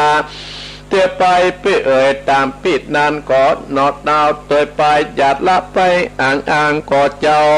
เพื่อกำเม็ดดานาตุกเกินบอดนาดันปิดละน้องไปแต่เล็ดนานางวิมาราได้อุจาแล้วก็นั่งไอเจ้านอดไตก็ทรงการจริงเจียงการต่อไปเล็ดนาปันเตนางวิมาลาวิมาลาเอ่ยน้องปีบอันผู้สเตียอันงามปิดนินาแต่เล่ากว่าเป็นเจ้าบ่ตัวไปปิดนั้นดังเอขอตัวไปเมื่อนั้นนางวิมาลาตอบนันนาอันว่าน้องขอตัวพี่ไปบอกกว่าสั่งขอพระจำมาตนเจ้าพี่เป็นไปผัวข้ารับปากพ่อแม่บอกตึงบอกกวดขึ้นอย่างสันได้เป็นตามใจน้องเนาบอกขอเล่าดิลีว่าอันก็มีวันนอนนาและนาปุณณาธิวเศษได้วันรุ่งเจ้ากันสวยกินอาหารสันอาหารแล้วเมียมิ่งเตียวไปสู่อดใจเวทนาพระลาดพิตาอัตตาขึ้นใบปากตาคเดพระพิตาเป็นเจ้าบัดนี้ลูกเต่าจึงสองก่ออำลาไปหาแม่จันตลาแม่เจ้าอยู่ในเมืองโกนจุมปูขอพ่อแม่อินดู ไปโปรดลูกเต่าอนุญาตลูกต่างสองตะลาว่าอันเมื่อนานเมตเจ้าเมืองยินดีกึ่งใจน่าแก่กึดออกแก่แต่ใจจัดล่ำไห้กังหอเอ็ดนาอินโดลูกแก้วหากยิ่งแก้วเสมอใจบอกเคยไปไหนต่อตาผู้คนเต้าอยู่ในหอประสาทปะปากาลาบัดนี้ลูกใส่ใจหากแม่จักเดียวเตียวไปแดนไก่ขอลูกจำใจอยากว่าอย่าอยู่กับพ่อเมตตาองค์ใจจุมปูไก่บอดใจหน่อยคนก็ลวงไหลแม่กลัวใส่ใจลูกน้อยสะดุงจิตแปลกฟุ้งเปปางมาโอนตั้งเตี้ยวไตเป็นป่าไม้และคงเขื่อนน้ำซัดเด็ดดาสันมิดถึงเสือหมีสิงโตปลาเข้าลำนาโอสนานงการเจ้าหอบแล้วก็บอกวงเล่าองนางว่าแม่กวาดลูกแต่ถูกแดดลมตีพุงทิศทิศแปดแกดเนื้อตัวจับมนเจ้าเจ้าองค์คำอักแม่เจ้าแต่ตัวแดงบังมดแดงมาจุเจ็ดบัดนี้จากเตียวตังไหนละนานางที่เบาบางเจ้าก็บ่ปอนกำอินปาปาตาปินตาเจ้าอ่อนบ่อ่อนเตี้ยวต่างนางก็ไปต่างเข้าปรับไม้ดงนาต่างสุตาดนางวิมาลูกแก้วได้ยินกำแม่เจ้าแม่บรรดาโตมานาสาโสกาสิเนหาสิเนอาน้ำตาหยาดพระโรงเนื้อนางตกตนแม่ออมเป็นดินตักลำให้ไปมาบอดใจไกลบ่เฮือแม่ลูกไตสะดำสะมิกาเมื่อนานปูติดสอดจึกน้อมกับตุนจานบาคาเดพระโคบาลพ่อแม่เจ้าขออนุญาตแก่ตั้งไปเตว่าอันตาในกัดดันพระจิงเจ้านักกาดาก่อพงอนุญาตแก่ลูกเตาว่าพาผู้ตอนต้นนานจุงปาการมีโจกอย่าโศกเศร้าปาการได้ไปต้นจากทุกสิ่งสุขยิ่งลืมเสมอใจกันถึงแม่ปฏิบัติอาสาอันเจิญบรรดา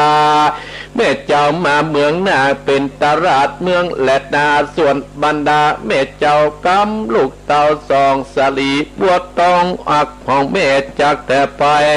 เกิดหน้าแม่อนุญาตส่องเจ้าจอมใจพ้นจากภัยอุบาทปัญญาอย่าได้มาถูกต้องเกี่ยวข้องอันตาภักกาลาดังน้ำกิ่งทุกจากใบบอนใบบัวปลิสุนโตขอเฮือลูกเต้าสองคนนี้จุกมีลาบมีกองโกดเงินคำสดหลั่งไหลมาสัปปะวัตตาเป็นพาแก่แสงเล่นจุมันนาปุงสัตตูไปกันไปทุกด้านปริปุนาขอลูกลาดตั้งสองอย่าไปนานนากาปั้นอ้อยหน้าขึ้นมาหาพ่อแม่เจ้าแก่เต้าจัดดาก็มีวันนานปุณนาติวาเสขึ้นลุงใส่ปะปุงสะปุงเจ้าปัญญานาคเจ้าก็ปฏิปุณนาภาษากองเทนเป่าห้องจะเมืองนาคได้หูข่าวเองเจ้าเฮคาม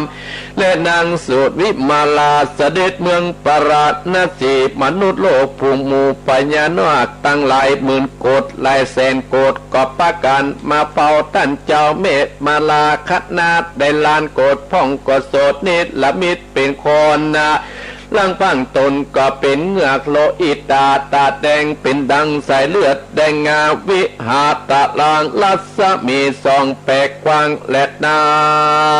พร้อมพร้อมกันบุญเลิศและนาลำดับเราจึงราชาปงอาจญาเสดดาตั้งสี่ห้องเจียงตีการงานตั้งเป็นปาตันนาโมตั้งกูเสดนาปุงนานามวนหมู่ตอนนาไปสู่เจ้าฟ้าและนางนอนลาประดับประดาหือผลเตือนเมืองจอดตุ้งใจตั้งหลายก่อพึ่งไปถึงมีตึงเข้าตอกพระไปพระลูกเจ้าป่า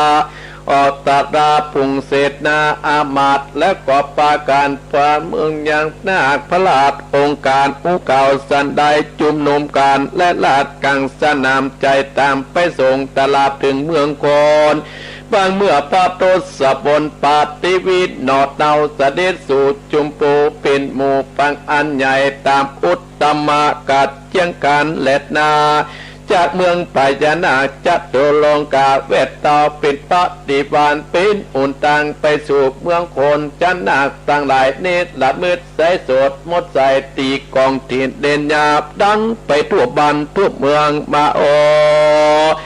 ตั้งหลายปัจจาราชก็ลังไหลตนาตืดนาดดังเมฆกัดดาสะโสนฟังฟ้าลาฝนหลังไหลมาเติมนั่นแหละนาลวดเป็นอินโดทรงพัฒนรินเจียงเจ้าวิมาลานักเมืองเสียงเนื้อนางตัวเมืองขุนตาลตลาดไป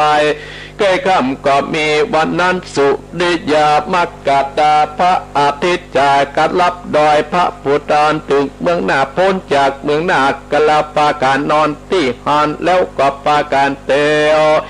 ประตามกุงหาบ้านเมืองเอื้อเขาก็จรกันเป็นอุ่นตังไปถึงได้16 ศอกเป็นอุ่นตังสู่เมืองคนลูกกวางถึงด้านหิมมาปันวันนานที่สุดหมู่แลดจังเสือมีตั้งปียากพี่เย็นเสือลายเสือห่อเสือห้วยตั้งหลายดิ่งจ้อยปูดอยตั้งหลายตกต่ำเจอไว้แล้วทึกวันพวกเจ้าเสวยเข้านำอาหารตนแล้วพระนอกแก้วปุงเศษนาปยานาคตั้งหลายเจ้าเมืองก่อนน้อมใบย่อไว้สองธิดาราชาไต่เต้ากอดนาอาน้ำตาอาบนาหนอวิมาราสวมกอดพ่อและแม่กดินนาสงสารพระองค์กามแม่เจ้าลูกหลังลูกเต้าลับนานแล้วก็สู่เมืองนาก็โดยประการดังกล่าวมาเนและนาสุวรรณาเอกามผูกตนหกกอบบางคมสมเนสเดเอาละศรัทธาญาติโยม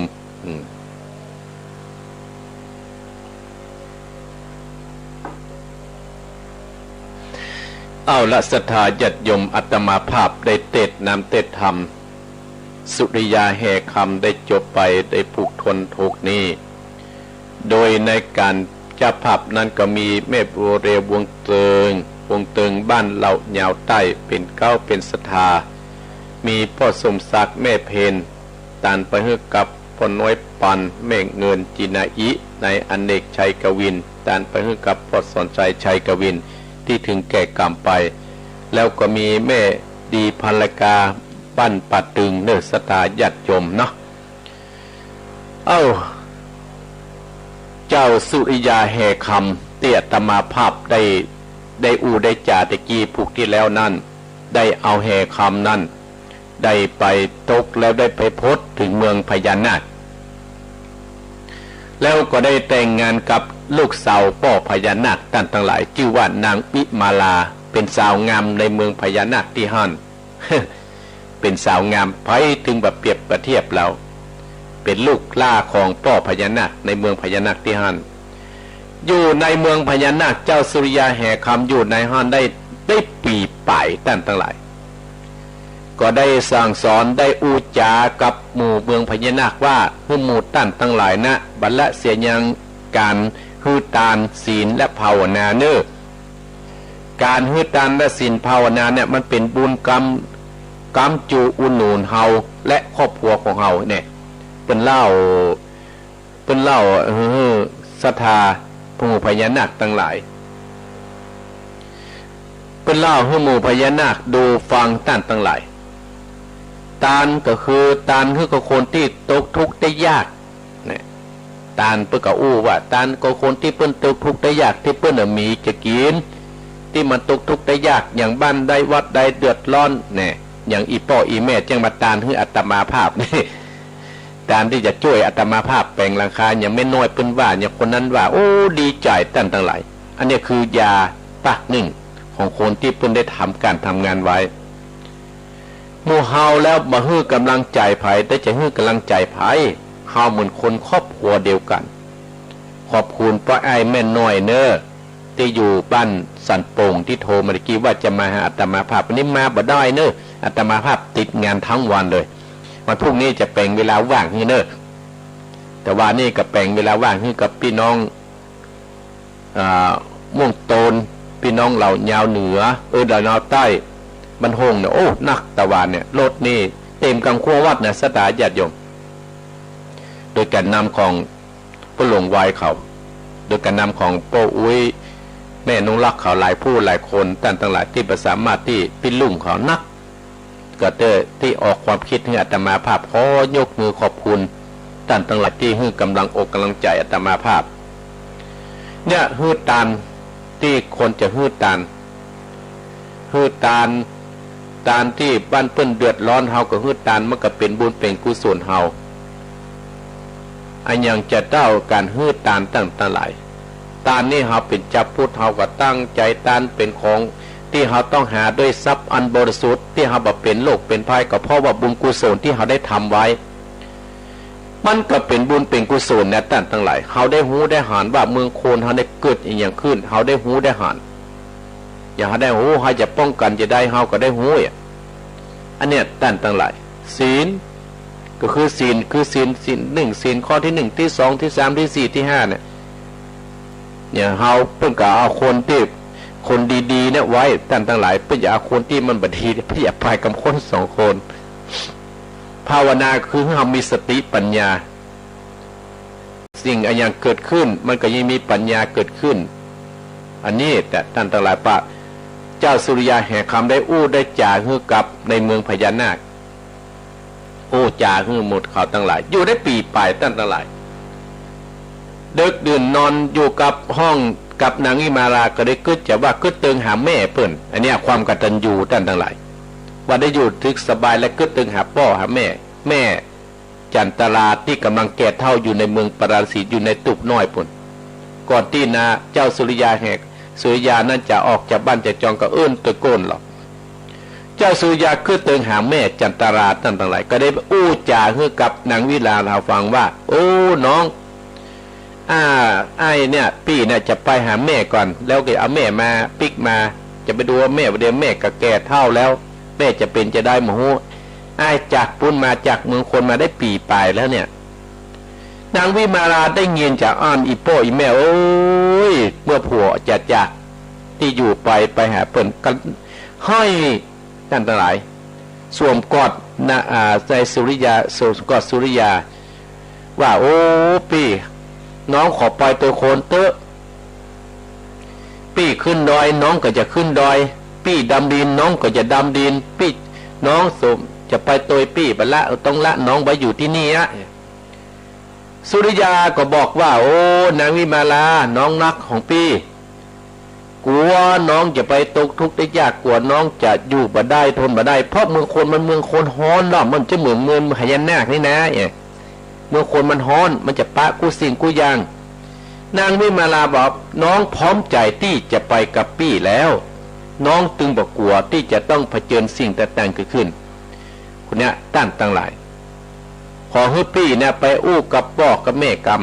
แจ้งจอมมาต้านตหลายอีพ่ออีแม่พี่น้องศรัทธาสุริยากับนางวิมาลาก็เข้าไปหาพ่อพญานาคเข้าไปหาแม่พญานาคไปกราบบอกเรื่องราวต่างๆนานาว่าประเด็นนี้เป็นห่วงแม่มาอยู่นี่แหละได้ปีปลายแล้วเป็นห่วงอีแม่อยู่ในเมืองปาราณสีปัจจะเท่าประเดี๋ยวอายุได้80-90แล้วจะเป็นจะได้มโหเตื้อจากเมืองคนมาปีปลายแล้วญาติโยมทั้งหลายด้วยความฮักลูกด้วยความฮักหลานแม่ฮักลูกก็ไปโอ้สวมกอดนางวิมาลาว่าโอ้ลูกบ่ต้องปล่อยว่าบ่ตีนเจ้ากับบางมือเจ้ากับบางผิวเจ้ากับบางจะไปถูกแดดนะจะจำเนอเมืองคนมันเป็นเมืองฮ้อนเนอเมืองบาดาลทำเป็นเมืองเย็นนะนางวิมาลาก็บอกฟังว่าจะตามสามีเปิ้นไปผลสุดท้ายพ่อพญานาคแม่พญานาคเปิ้นก็ตามใจลูกเต้าเพื่อจะไปกับสามีของเปิ้นตั้งหลายญาติโยมทั้งหลายพญาพ่อพญานาคแม่พญานาคก็เลยตีกองเทนรีเปล่าประกาศให้กับหมู่พญานาคทั้งหลายหูข่าวว่านางวิมาลาจะไปกับผัวของเปิ้นไปกับเจ้าสุริยาในเมืองคนโอ้ต่างคนก็มาแสดงด้วยความเป็นห่วงหาอาทรปากันให้ปากันนี้ ตาพอแดงตาพอจุพอจำท่านทั้งหลายบางคนก็ว่าอาสาจะไปตัวพ่องแสดงบางคนก็แสดงตัวจากพญานาคเป็นโคนเสียเลยไหนจะเข้าไปส่งงานเช่าสุริยากันนางวิมาลาให้ตัวพุ่นไปเข้าไปรักษาเข้าไปรับใช้เจ้าสุริยาบอกว่าเป็นหยังพอไปส่งเฮาก็ได้ส่งที่ปักตางนี่ก็ได้อะเฮากับนางวิมาลาจะไปคนเดียวจะไปหาแม่จันตลาเด็กแก่เท่าแล้วเราจะปิกมาอยู่อีกอะเมื่อได้หมูเตื้อของท่านเจ้าทั้งหลายเนี่ยบ่ต้องเป็นห่วงหมู่ตู่ข้าเจ้าข้าจะดูแลนางวิมาลาภรรยาของข้าเองมเหสีของข้าเองบอกต่างๆนานาท่านทั้งหลายพ่อแม่เพิ่งก็เลยอนุญาตท่านทั้งหลายโอ้มีคนยกมือขึ้นเนี่ยจะไปส่งมั้งเนี่ยเต็มบ้านเต็มเมืองยกมือจะไปส่งสุริยากับวิมาราเขาตั้งหลายท่านทั้งหลายอีพ่ออีแม่พี่น้องศรัทธาท่านผู้ฟังทั้งหลายปากันไปส่งพระเขาเป็นปอนมึงอะเนาะบางคนก็ไปส่งปากถ้ำพ่อแม่ก็เลยห้องในเวลาลูกหัวในเวลาโป้ลูกก็ให้พ่อก็ให้แม่ก็ให้ด้วยความเป็นห่วงลูกเต้าเนี่ยลูกหลานตันเต้าศรัทธาญาติโยมทั้งหลายพ่อแม่เนี่ยเป็นห่วงลูกห่วงเต้านะลูกอยู่ที่ใดหัวใจพ่อแม่ก็ห้อยอยู่ข้างลูกแต่ลูกบางคนเนี่ยประกึศถึงพ่อประกึศถึงแม่อาตมาภาพโน้ประเด็นนี้ก็เอาเนี่ยหมู่ขึ้นสีขาวเนี่ยเป็นพ่อเป็นแม่เพราะอาตมาภาพมันมีพ่อมีแม่เสี่ยงพ่อแม่ไปหมดแล้วเกิดอย่างพายุอย่างที่อาตมาภาพหมู่ไปเปิ้งเลยโดดประโยชน์ที่หูพ่อหูแม่ให้กันหูบาอาจารย์ให้กันโอ้ก็เป็นบุญเป็นกุศลอุ่นใจนะสันทะญาติโยมทั้งหลายเหมือนพระที่ห้วยคอเนี่ยเหมือนพระที่ห้วยคอเนี่ยอีพ่ออีแม่พี่น้องศรัทธาญาติโยมเริ่มล่ำลากันเรียบร้อยแล้วศรัทธาญาติโยมหมู่ทหารทั้งหลายก็แปลงหุนตางขึ้นกันแปลงเกินป้องแปลงสะพานแปลงหุนตางได้16 ศอกกันเนาะแปลงหุนตางปุ้งขึ้นไปเมืองโคนบ่กันปุ้งขึ้นไปเมืองโคนบ่กันเนี่ยท่านทั้งหลายปุ้งขึ้นไปเมืองโคนบ่นางวิมารากับเจ้าสุริยาก็เตวออกจากปากถ้ำไปท่านทั้งหลายเตวออกจากปากถ้ำไปเตวออกจากถ้ำไปถึงเมืองโคนอีพ่ออีแม่เป็นที่เสียดายเนิบผูกต้นหกจบตัดตินีสุริยากับนางวิมาราลูกพญานาคออกจากปากถ้ำไปด้วยอภินิหารหมู่พญานาคทั้งหลายแปลงหุนตางแปลงเกินแปลงสะพานพดไปถึงปุ่นได้16 ศอกป้นแม่น้ำพอดีป้นหนองน้ำพอดีเจ้าสุริยากับนางวิมารากำลังจะเตียวไปหาแม่ที่เมืองปราณสีจะเป็นจะได้อัตมาภาพประสามารถที่จะบอกจะเทศต่อไปได้เพราะสมควรแก่เวลาที่อัตมาภาพได้เทศมาเพราะช่วงนี้ก็จะเป็นช่วงขอบคุณเจ้าของสถานีและก้อยโทเนี่ยฟังโทเนอร์ก็ขอบคุณเจ้าของสถานีที่รับตั้งแต่ตี 5 ถึง 7 โมงก็สถานีบ้านทุ่งเรดิโอ FM 89.50 อำเภอสัมปะตองจังหวัดเชียงใหม่ที่รับตั้งแต่ตี 5 ถึง 7 โมง2 สถานีวิทยุขึ้นธรรมะสุมโซนว่าห้วยตองซัก 98.75 จอมตองเชียงใหม่3 สถานีวิทยุเวียงป่าเป้าเรดิโอ 90.00 เวียงป่าเป้าเชียงไฮ้สถานีวิทยุคณะสงฆ์อำเภอฝางวัดพระบาทอุดม 100.25 อำเภอฝั่งจังหวัดเชียงใหม่สถานีวิทยุมนต์เสียงธรรมวัดบุพารามแม่แจ่ม 106.25 สถานีวิทยุชุมชนคนเมืองลี้หลับปูน 103.75 และสถานีวิทยุเสียงธรรมวัดจันทร์ 103.50 อำเภอกัลยาณิวัฒน์และสถานีวิทยุชุมชนคนนาน้อยอำเภอนาน้อยจังหวัดน่าน 91.50 และสถานีวิทยุสี่คำเรดิโออำเภอเวียงสาจังหวัดน่าน 92.50 สถานีที่10สถานีวิทยุเสียงใสเรดิโอต้าบางผาง 100.75 และสถานีวิทยุเหนือเขื่อนท่านทั้งหลายอำเภอฮอด 90.75 อำเภอฮอดจังหวัดเชียงใหม่สถานีวิทยุน่านฟ้าเรดิโอ 101.5 104.75ตำบลป่าแดดอำเภอเมืองเชียงใหม่และสถานีวิทยุโคนต้นน้ำบ้านปุ่งน้ำฮ้อนเมจิดี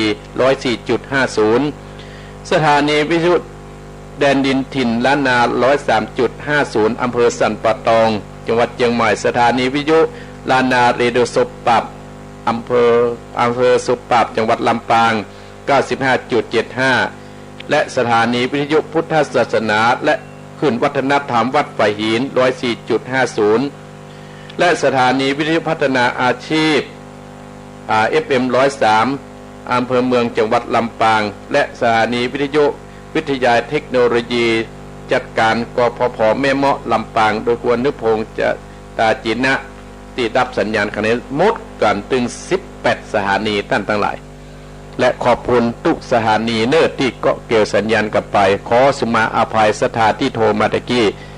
อาตมาภาพกำลังเป่าประกาศอยู่นะขอบคุณเจ้าของสถานีเพราะว่าบ่ได้ซื้อออกท่านทั้งหลาย ก็ขอบคุณอบุญเนี่ยเป็นที่กำจูของเจ้าสถานีเนี่ยโทรมาได้ตะกี้มือโทรลูกโทรมาโทร0828857225โทรมารวมเลยรวมเลยอนุญาตให้รวมเลยเนี่ยตะกี้เป็นสายขอบคุณตะกี้ที่โทรมาเนี่ยรับสายเนี่ยตรงนี้นะจะมาภาพจะออกประมาณ15นาทีนะเจริญปอนนายเจ้าพายอยู่ที่ไหนอยู่ลีแม่ทองลีโอ้ได้ยินแล้วนะแม่ทองเนาะเจ้าเป็นจะได้สาระดีเจ้ายินดีเนอะนึกว่าจะลงมาจะตันไหวพระตุยประตันสักกรรมไหมประตันสักกรรมรับลูกควายเนี่ยแม่ทองมันลูกควายลงมาเมื่อสี่ป่ายล่ะเมื่อตีป่ายน้ำมันประตันน้ำมันนั้นแนวที่ไหนมันมาเกิดนี่เนี่ยมาเกิด2ตัวมันไม่ทองก็ไปว่าทุ่งสีทองไม่แต่งไปรอพระเจ้าตนหลวงมาแวะหนองเหียงล่อรวมราคาปึ้งเลยนะโหแกไปนอนพุ่นเมื่อวันที่3น่ะยินดีเนอะไปวันที่3มาวันที่15ยินดีไม่ทองนะได้ไปกินไปตานเนาะเจ้าบุญรักษาไม่ทองเนอะเจริญปอนโทรเข้ามาเจริญปอน0828857225เจริญปอนโอ้เจ้าพระเจ้าโคเนอไม่เพนอยากขอบคุณนะครับเด้อแล้วเพนจะเป็นกระดานบุญเนอะจะได้เด้อไม่เพนตาแจ๋กำลังไม่ได้100เนาะ100พอแล้วเนาะถึงแล้วเดือนนี้แล้วเนี่ยเนาะยินดีนะแม่เนอได้จะประกาศให้เจริญปอนไม่เพนเจริญปอนไปอย่าหอมกับคนที่ไม่เห็นกระดาษกาไว้สาขาครับปุ่งน้องพ่อบุญธรรมครับผมว่าจะได้วันนี้ปุ่งน้องก็ได้ยินชัดเจนครับที่ถามอยู่ตลอดครับเป็นสาระดีครับยินดีพ่อบุญธรรมเนอะครับสวัสดีปีใหม่นะครับเช่นเดียวกันเนอะแม่ฝากความคิดถึงเธอมาเนี่ยยินดีกับแม่เนอะกับพี่ขาตัวเนอะครับอุตส่าห์เนอะแม่เนอะพ่อเนอะเจริญปอนพ่อบุญธรรมปุ่งทองเจริญปอนเจ้าทางโคแม่อินฟังทั้งครูเป็นรอบ2แล้วแม่อินว่าจะได้วันนี้ฟังทางนี่มันม่วนนะสองแต้นี่นะมันม่วนมันติดมันแตะมันว่าเนาะตกใจสุกกายแต้นะฟังทางนี่นะเสียงทำนี่ม่วนตัวอย่างแรกแต่ยินดีแม่วิอินเนอร์ชวนเขาฟังนะแม่เนอร์แต่คนอื่นก็ถ้าจะฟังอยู่เขามาแจ้งโทรเนาะบอกขอโทรอีดูดพ่อครูนะนี่ไงโอ้ยถ้าเข้าไปแอลจนจู้น้อยนี่ไปแอลเขาไปแอลว่าหนองเฮงบอกกับว่าแต่ตั้งเจริญจ้าแต่ก่อนจู้น้อยบอกว่าโควิดมันนักเองหรอเข้าไปไล่ไฟสาท่านพระครูแล้วยินดีวันหน้าโควิดแล้วกันเนอตึงได้มาเนาะยินดีเนอมันก็มาไกลนะมันก็มาไกลถ้าอยู่ตามหนองเย็นน่าจะติดรถออกไป ปากใต้สมัครสมัครตองห้ามขี่รถจอกตองไปก็ได้เนาะดีละนะแม่ผู้อินเนอร์เป็นยังสาธุเจ้าไว้ก่อนเจริญพรเจริญพรเจ้าไว้เจ้าท่านโอ้ไม่หลวงปานให้กำลังใจเด้อโอ้แบบเป็นยังขอบคุณเนอเป็นยาปากหนึ่งเนี่ยนะเจ้าบุญรักษาแม่เนอเจ้าเจริญพรเจริญพร0828857225เจริญพรกำไว้สาเจ้าพระครูมาจากวัดการนะเจ้าอยู่ไม่ใส่รองแม่สายทองเย็นดีเจ้าโอ้ฟังธรรมนี่เจ้าถึงบ้านว่าปานอะไรยินดีนะติดตามเนอเจ้าตื่นมาจะได้ฟังน้ำฟังธรรมเพื่อกำลังใจให้ลูกปูเนอขอบคุณอนุโมทนาสาธุเจริญพรมาเปิดโอกาสให้โทรเจริญพรไหวสาท่านพระครูปอบบุญตันปอเลี้ยงบุญตันเป็นว่าหายสลังก็ได้เป็นหลังเลยนะปอเนอได้อันไม้มันพุ่งอย่างมันโยกออกไปเลยนะได้ยินปอบบุญตันหายเหนื่อยละก็ทั้งนี้มันก็มีเหมือนกันเรามันก็เหมือนกันอันนี้ยังว่าลำใหญ่เสียหายมะม่วงนี่ออกไปมะม่วงนี่ยกเอาไปต้นเลยนะมันยกไปต้นนะท่านต้นบะโจกเนี่ยพออันขาดได้มันเลิกมันยังยกออกได้ฮะเจี๊ยนพ่อนี่เพราะว่าธรรมชาติทำโทษแต่เนี่ยเกิดมากับหานนี่มาได้ยินท่านเดินกระนอนนั้นฟังนี้เนาะยังมาออกจากที่นอนโอ้ยจะบดีแต่ลมมันของนี่ฮะดูโทษข้ามมากับเรียนเขาบอกเคยโดนนะครับข้ามมากับย่านเนี่ยกู้ออกกันเนี่ยเขาบอกเคยโดนกันนะท่านเนาะยินดีนะปอนเนอร์ท่านนี่ประกาศเจริญพรนะปอนเนอร์ไปสาเจริญพรพ่อบุญตาลเอาไหมเจริญพรเจ้าเจ้าหายแม่ลายเจ้าไปทำวันใจเนอะแม่ลายยินดีนะแม่ลายเวียงเปล่าเจ้าเป็นนั้นโทรเกี่ยวกับกำลังใจเนอะเจ้ายินดีแม่เนอะกาแฟสาเจ้ายินดี0828857225เจริญพรเจ้ากาแฟสาเจ้าท่านพระครูแม่สุกเกี้ยวศิลปรสิทธิ์เตี้ยมันห้องละปุ่นเด้อแล้วเมื่อเจ้านี่มันได้เด้อว่าหลังคาปึ้งนะเจ้ายินดีได้ไปติดตามเนาะกำลังจ่ายอยากไปร่วมบุญตัวอยู่เด้อเจ้าเด้อได้ก็ยังแบบนี้แต่นักลองพอขึ้นมาแปลงกันเนาะเจ้าจะได้ร่วมบุญตัวอยู่เด้อนะครับผมก็ได้ปะใจว่ากับแม่สิอันแม่สิแก้วดากาได้โฮเมื่อเจ้านี่มาได้นะเจ้ายินดีนะแม่เนอเจ้ากลับไว้สาธุเจ้าเจริญพรไว้สาเจ้าแม่แก้วกับแม่ยังแม่จันฟองคงดอนเกโฮแม่จันฟองว่าจะได้ลำปางตั้งใจเลยแม่จะได้ใครหรือคนชี้ด้วยแน่ตบบัดเตื้อเต้นนอแม่นอไข่หอมแม่ไข่หอมแล้วกะดีว่ะไอ้พวกกันชุดเต็มในพวกนั่นกะก็ได้อย่าไปเงี้ยวหาหมูหูว่ะกันวัดแม่เด้ยินดีกับแม่จันฟองเนอะที่เป็นห่วงหาอาทรเนอะบุญรักษาแม่จันฟองนี่ก็ตามมึนเลยเนอะช่วยวัดตรงเหียมาตลอดเจริญพรว่าพระเจ้าเราก็สอนมาเลยคนใช้คนว่าแล้วก็หูอันนี้แม่บอกขามแม่บอกขามฟังพ่อบอกหลวงใหญ่เนาะม่วนดีนะแม่เนาะเจ้าเนี่ยวันนี้ได้กันร้อนหยุดฟังกับฟังตามกันละไปหน่อยมาอันลงกับเพื่อนฟังทำแล้วสัญญาตั้งซึ่งทำสบายใจดียินดีนะแม่บอกขามเนอะจ้าเป็นการกระตุ้นหาการขามกันจ้ะยินดีกับแม่บอกขามนักเนอะเจริญพรนะแม่เนอะ0828857225เจริญพรไหว้ศาลเจ้าท่านพระครูแม่อมรเจ้าเป็นอารมณ์แต่ลงว่าเนาะแม่ก็จะเข้าไปวันที่26เดือนตุลุงว่าอันเป็นจะแยกยัดเข้าภายในว่าโอ้ยนะแล้วก็ประธานก็บอกให้ไปเพิ่นกลัวกันแม่น เจ้าแม่นี่ไปกับกลัวนะมันเขาต้องสู้มันท่านพระครูแม่นเนาะใช่เขาก็ป้องกันตัวเหแล้วก็จมูกเพิ่นบ้างมาให้ไปเถอะอันก็เป็นอย่างวันหน้าก่อนอีนะถ้าวันหน้าวันตาเข้าไปเผื่อได้ไปหอมเน้อท่านพระครูเน้อขอบคุณแม่อมรเน้อเจ้าแม่คือกำลังใจท่านพระครูสู้เน้อยินดีเจริญพรแม่อมรถามว่าสู้อาตมาก็สู้อยู่แล้วเจริญพรเจ้าท่านพระครูอยู่ที่ไหนวันนี้เปิดโอกาส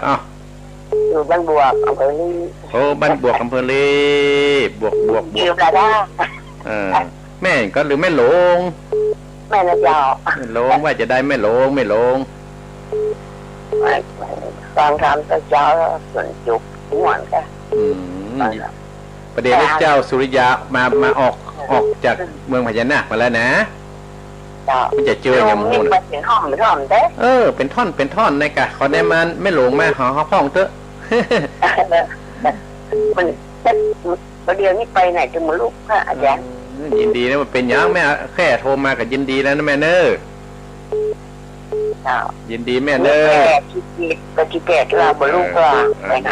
ยินดีนะแม่เนอไม่หลงเนอเจริญปอนเจริญปอนเดี๋ยวน้อยเดียวทหารเจ้าพระเจ้าท่านพระครูโอ้แม่สุทัศน์นี่โอ้เป็นแม่ลมนะคุณนี่เองเดี๋ยวเพนะละอันกำลังเจริญเกษียวัดอาตมาเกษียเสียนักขนาดนั้นวัดไฟสายปุ้นเนาะกำลังแข่กันนะท่านเนอเขาเป็นยังมาได้เสื้อเป็นยังเป็นยังเนอ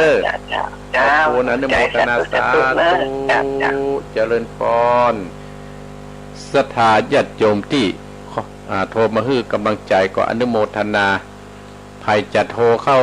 หลังไมค์ก็ได้เนอะสตาญาติโยมเนาะที่0871774469เนี่ยนะแต่ประเด็นนี้เวลาก็ใกล้จะหมดละศรัทธาความจริงอยากอยู่กับพอออกไม่ออกศรัทธาไปมันเมินเนี่ยศรัทธาแต่ก็ภาระหน้าที่ก็ได้หนีไปศรัทธาญาติโยมกับกาลเวลาเป็นเรื่องธรรมดานะศรัทธาญาติโยมเนาะเอาละศรัทธาญาติโยมอาตมาภาพก็จะได้ไปทำธุระส่วนตัวหลักยาวมาก็สมควรก็ใครจะโทรก็เห็นสัก2 สายสุดท้าย2 สายสุดท้ายจะเป็นทางใดก็โทรมาที่0828857225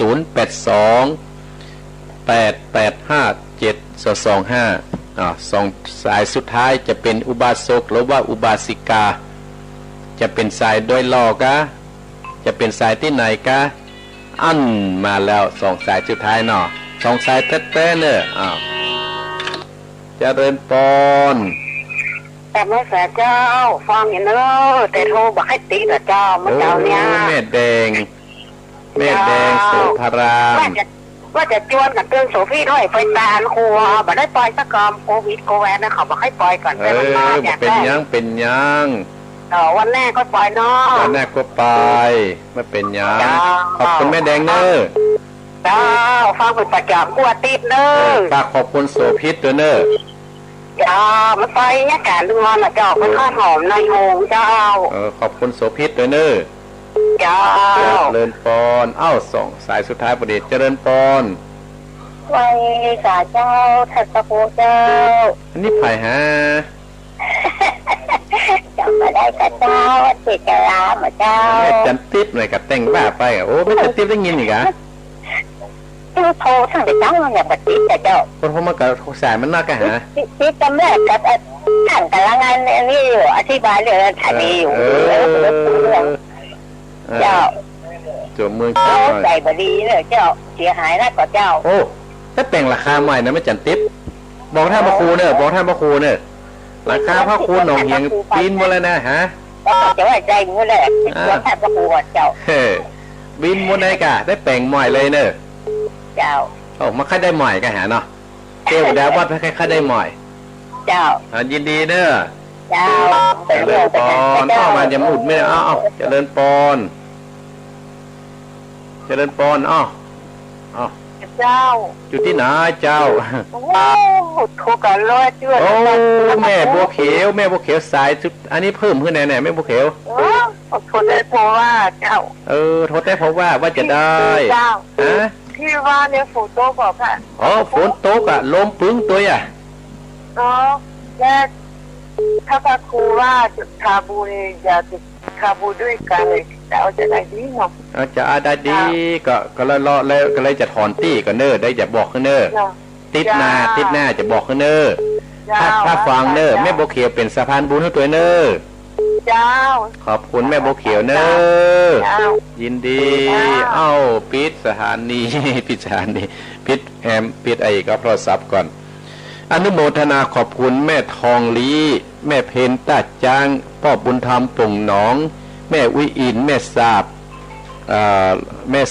และขอบคุณแม่สายทองห้วยการและขอบคุณพ่อบุญตามเจดีย์สามยอดแม่ลายเวียงป้าแม่สุเก้าสีเตี้ยขอบคุณเนิร์ที่จะร่วมทำบุญแม่จันปองลำปางแม่บุคคำตาจางแม่อมรทาโดยข้างขอบคุณโยมแม่เนอแล้วก็ขอบคุณบ้านบวกแม่หลงแม่สุทัศน์บ้านแสนพรมแม่แดงโสภารามน้องโสพิษแม่จันทิพย์เกตการามและแม่โบเขียวโดยห้วยส้มอนุโมทนาสาธุที่โทรมาเนาะเอาละศรัทธาญาติโยมขอบคุณพี่น้องศรัทธาญาติโยมที่ให้กำลังอกกำลังใจอาตมาภาพมาโดยตลอดสลับรายการของอาตมาภาพก็คงจะได้ยุติจบเวลาตั้งแต่เวลานี้เป็นต้นไปเพราะว่าเวลามันหมดศรัทธาญาติโยมการทำบุญกับอาตมาภาพขึ้นสีพี่น้องที่ฟังอาตมาภาพเนาะคนที่ฟังเนาะคนที่ฟังอาตมาภาพที่อาตมาภาพจะทำหลังการใหม่เกาะอาตมาภาพจะรอ